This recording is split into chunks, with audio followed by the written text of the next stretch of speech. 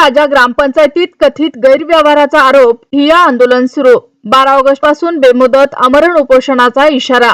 ग्रामपंचायतीच्या कारभारातील कथित अनियमितता, विकास कामे आणि निधीच्या वापराबाबत नागरिकांकडून प्रश्न उपस्थित करण्यात येत आहेत। या मागण्यांकडे प्रशासनाचे लक्ष वेधण्यासाठी इंजिनियर शोएब आसिम यांच्या नेतृत्वाखाली 10 ऑगस्ट पासून ठिय्या आंदोलन सुरू करण्यात आलं आहे। यापूर्वी 3 जुलै रोजी विविध मागण्यांसाठी जनआंदोलन करण्यात आलं होतं। त्यानंतर सीईओ, जिल्हाधिकारी व पोलीस अधीक्षक कार्यालयात निवेदने सादर करण्यात आले।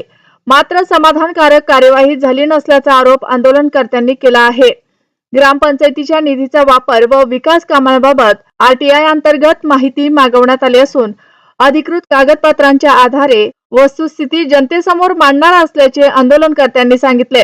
ग्रामपंचायत कार्यालयात सीसीटीव्ही बसवणे, संयुक्त पाहणी व सर्वेक्षण करणे तसेच चौकशीत गैरव्यवहार सिद्ध झाल्यास दोषींवर कायदेशीर कारवाई व एफआयआर दाखल करण्याची मागणी करण्यात आली आहे। सीईओ किंवा जिल्हाधिकाऱ्यांनी प्रत्यक्ष पिंपळगाव राजा येथे येऊन लेखी आश्वासन द्यावे अशी आंदोलनकर्त्यांची मागणी आहे। मागण्या मान्य न झाल्यास 12 ऑगस्ट पासून बेमुदत आमरण उपोषण करण्याचा इशारा इंजिनियर शोएब आसिम यांनी दिला आहे।